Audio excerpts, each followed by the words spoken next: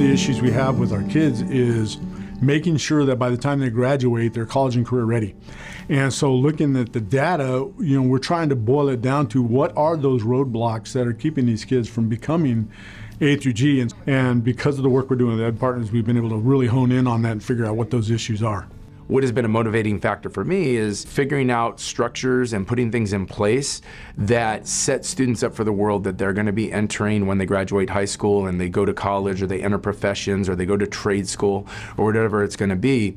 My vision is that there's a bridge between the junior high and the high school. Through this process with Cal Ed Partners, how can we help teach these students, the 8th graders, the 7th graders at the junior high, plus teaching the 9th and 10th grade students to ensure that they understand what they need to do to A, graduate, and then B, be ready and be on track to actually apply to go to a junior college or a college. With the Ed Partners work, we've actually been to implement those things that we think of.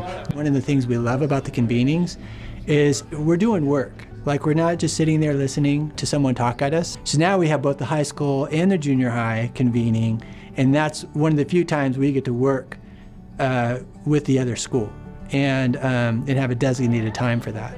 And then the other beautiful thing is we get to see what other schools are doing. And we're finding that in California, a lot of the other schools are going through the same things that we're going through.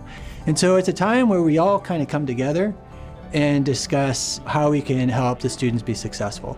The fact that we're seeing other areas that are starting to parallel each other, it's incredible, and it's something that we've wanted for this school for a really long time. I think part of the excitement is there's a lot of collaborating and going back and forth between departments and getting feedback from students.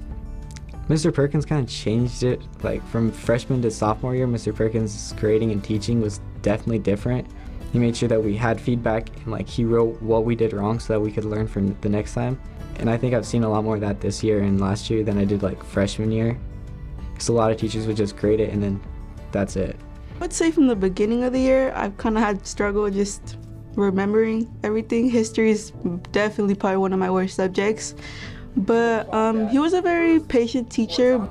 Just someone who you feel you can talk to easily. As of last year, I loved it. It was probably one of my best years.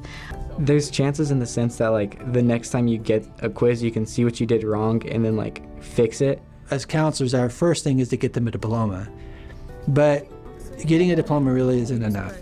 We need to raise the bar for that when they leave high school, they're prepared for whatever life's going to throw at them. The accountability and responsibility for us as educators and counselors and as a school community, when they do become seniors, as many of these doors are still available to them to walk through, and they haven't closed them when they were freshmen in high school. I've never seen a student in all my time in education that couldn't do it if the right pieces were put in place to help facilitate it for them. And it's just a matter of figuring out those out. It's just like unlocking a door. It's figuring out which tumblers to turn to make it work for them.